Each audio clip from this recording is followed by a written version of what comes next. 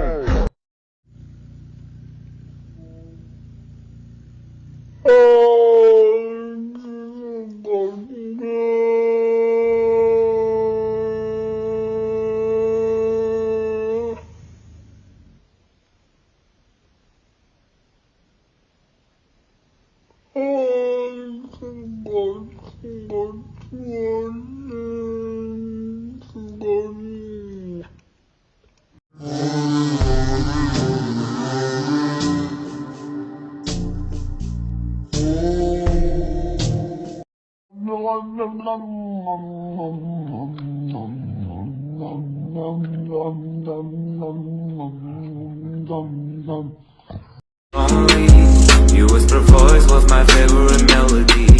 You kissed my lips and then you left slowly. Now I can feel you, not even my memory.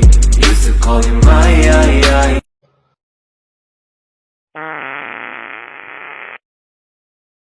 यदि आपका डॉक्टरी checkup हुआ होगा तो doctor ने आपसे यह सवाल भी अवश्य किया होगा कि पाद ठीक से आता है या नहीं, क्योंकि डॉक्टर जानता है कि पाद चेक करने की अभी तक कोई अल्ट्रासाउंड या एमआरआई जैसी मशीन नहीं बनी। यदि आपको दिन में 4 बार और रात को लगभग 10 बार अलग अलग तरह के पाद नहीं आते तो आपका सजना संवरना सब बेकार है, क्योंकि अंदर से आपका सिस्टम बिगड़ा हुआ है। यदि लीवर ही ठीक से काम नहीं कर रहा हो तो अन्य अंगों को पोषण कहाँ से मिलेगा। इसलिए पादने में संकोच न करें और खूब पादें, क्योंकि पादना बुरी बात नहीं है भाई। दोस्तों, पाद कितने प्रकार के होते हैं क्या आप जानते हैं? नहीं जानते हैं तो चलो हम बता देते हैं। पाद 5 प्रकार के होते हैं। पहला है भोपाद, अर्थात पादों का राजा।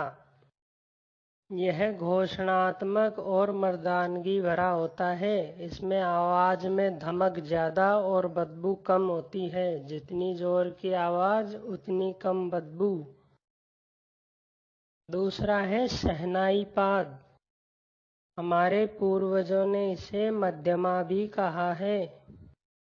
इसमें से आवाज निकलती है ठे ठे या पूं। तीसरा है खुरचनी पाद।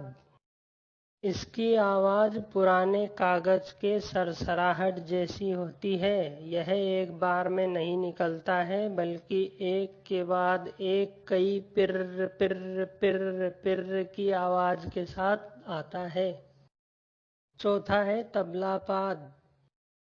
तबला पाद एक फट की आवाज के साथ आता है। यह अपने मालिक की इजाजत के बगैर ही निकल जाता है, और अगर हम लोगों के बीच बैठे हों तो हास्य के पात्र बन जाते हैं।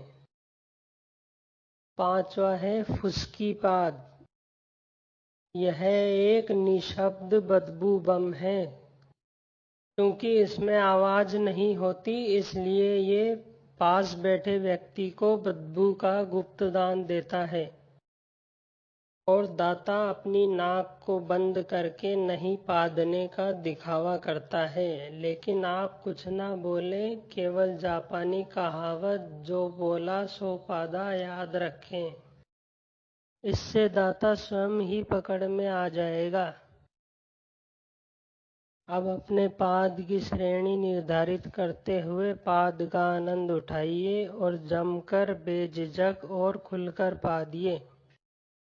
और अंत में अपनी हंसी रोक पाओ तो बोलना।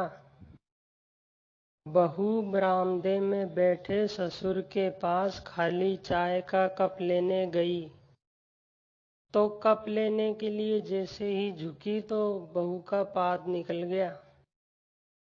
बहू शर्म के मारे बिना कप उठाए ही वापस जाने लगी, तो ससुर ने आवाज लगाई, बहू यहाँ कुछ काम था या सिर्फ पादने ही आई थी? तुझे पता था तेरा शादी है, तुझे घोड़ा पे बिठाए हैं तो गधा का हरकत करने का क्या जरूरत?